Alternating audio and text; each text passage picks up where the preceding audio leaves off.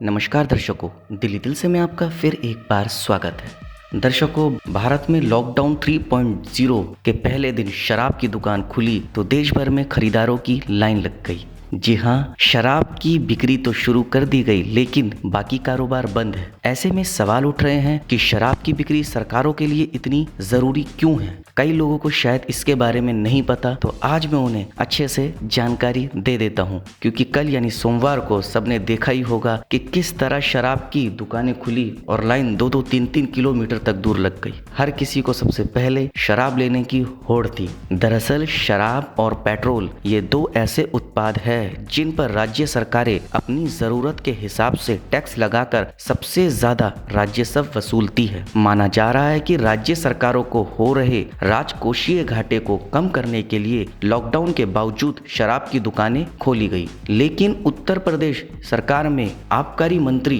राम नरेश अग्निहोत्री इससे इत्तेफाक नहीं रखते। अग्निहोत्री कहते हैं शराब के ठेके खोलने के निर्णय में लोगों की सुविधा का भी ध्यान रखा गया। सोशल डिस्टेंसिंग के सवाल पर वो कहते हैं ठेकों के पास कानून व्यवस्था और सोशल डिस्टेंसिंग बनाए रखने के लिए पुलिस तैनात की गई। अग्निहोत्री कहते हैं उत्तर प्रदेश सरकार को शराब की बिक्री बंद होने से प्रति माह 3,500 करोड़ रुपए के राजस्व नुकसान हो रहा था। यह पूछे जाने पर क्या सरकार ने राजस्व वसूली के उद्देश्य से ही ठेके खोले हैं। अग्निहोत्री कहते हैं राजस्व वसूली तो एक मकसद है ही, लेकिन जनता की जरूरत को भी ध्यान रखा गया है। साल 2018-19 में उत्तर प्रदेश सरकार ने शराब की बिक्री से 23,918 करोड़ रुपए का टैक्स वसूला था। इस समय उत्तर प्रदेश में ही शराब की 18,000 से अधिक दुकानें हैं। राजस्व बढ़ाने के लिए यूपी सरकार ने जनवरी 2018 में नई आबकारी नीति भी लागू की थी। इसका उद्देश्य शराब बिक्री क्षेत्र में एकाधिकार तोड़ना भी था। जिन राज्यों में शराब बिकती है वहां सरकार के कुल राजस्व का 15 से 25% हिस्सा शराब से ही आता है। यही वजह है कि लॉकडाउन के बावजूद राज्य सरकारों ने शराब बेचने में जल्दबाजी दिखाई है। यूपी, कर्नाटक और उत्तराखंड अपने कुल राजस्व का 20% से अधिक सिर्फ शराब की बिक्री से हासिल करते हैं। हालांकि केरल, तमिलनाडु और महाराष्ट्र में सरकार कुल राजस्व का 10% से कम शराब बिक्री से हासिल करती है, क्योंकि यहाँ शराब पर टैक्स दूसरे प्रांतों के मुकाबले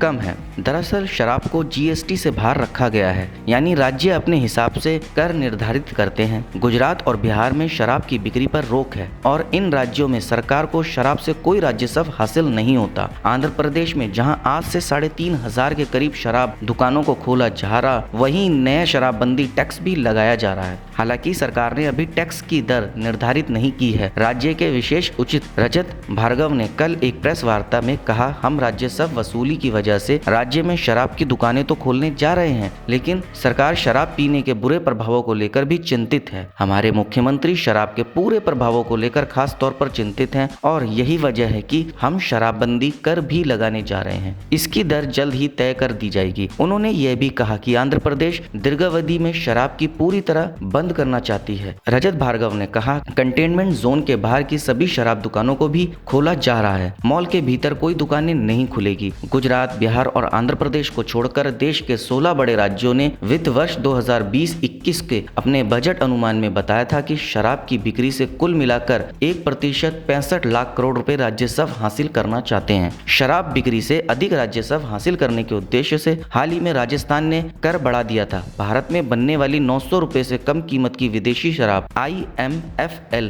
पर कर 25% से बढ़ाकर 35% कर दिया गया था। वहीं 900 रुपए से अधिक कीमत वाली बोतल पर कर 35% से बढ़ाकर 45% कर दिया था। यही नहीं, राजस्थान में बियर पर टैक्स भी 35% से बढ़ाकर 45% कर दिया गया था। यानी कि यदि कोई 100 रुपए की बियर खरीदता है तो वो 45 रुपए इस पर सरकार को देता है। लॉकडाउन के पहले दिन पर जब राजस्थान में शराब की दुकानें खुली तो खरीदारी की भारी भीड़ लग गई। कुछ मीडिया रिपोर्टों में कहा गया है कि राजस्थान सरकार लॉकडाउन के दौरान शराब की बिक्री को फिर से रोक सकती है। इस संबंध में जब हमने राजस्थान सरकार के प्रवक्ता और स्वास्थ्य मंत्री रघु शर्मा से बात करनी चाहिए तो उनके प्रतिनिधि ने कहा कि इस संबंध में कोई निर्णय अभी नहीं लिया गया है। वहीं हरियाणा में सोमवार को शराब की दुकानें नहीं खुली। इसकी वजह शराब विक्रेताओं और सरकार के बीच टकराव को माना जा रहा है। शराब दुकानदार लाइसेंस फीस रियायत की मांग कर रहे हैं। वहीं मनोहर लाल सरकार ने हरियाणा के प्रति बोतल 2 से 20 रुपए तक corona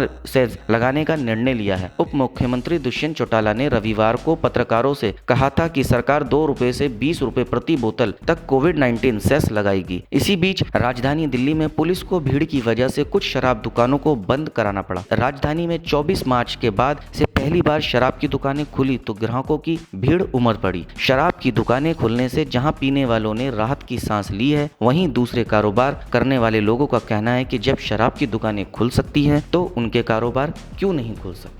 federation of all India traders ने शराब की दुकानें खोले जाने पर विरोध किया है। कैट के राष्ट्रीय महामंत्री प्रवीण खंडेलवाल ने कहा, शराब की दुकानों को खोलना राज्य सरकारों के मानसिक दिवालियेपन और राजस्व प्राप्त करने के स्वार्थ का जीता जागता सबूत है। उन्होंने कहा, इस निर्णय से सरकारों ने नागरिकों के स्वास्थ्य के साथ खिलवाड़ किया है और लॉकडाउन के मूल्य उद्देश्य ही नाकाम हो जाएगा। खंडेलवाल ने सरकार से प्रश्न करते हुए कहा, क्या देश में कोरोना का खतरा कम हो गया जो शराब की दुकानों को खोला जा रहा है? यदि शराब की दुकानें खोली जा सकती है तो आम कारोबारियों की दुकानें क्यों नहीं खोली जा सकती। बात तो दर्शकों ये भी सही है कि और भी जरूरत के सामान हैं जिनकी दुकानें खोली जानी चाहिए। माना उस पे नियम और शर्तें लागू कर ली जाए, लेकिन उनको भी धीरे धीरे खोलना चाहिए ताकि और लोग अपनी रोजी रोटी कमा सके और अपने घर का गुजर बसर कर सके। तो दर्शकों, अब आपको बताना होगा आपको मेरी ये खबर कैसी लगी। आप मुझे कमेंट के माध्यम से बता सकते हैं। आप मेरी इस खबर को ज़्यादा से ज़्यादा शेयर कीजिए, लाइक कीजिए और चैनल को सब्सक्राइब कीजिए और बेल आइकन को दबाना बिल्कुल ना भूलें ताकि समय समय पर आपको इस प्रकार की सभी महत्वपूर्ण खबरें प्राप्त हो सके।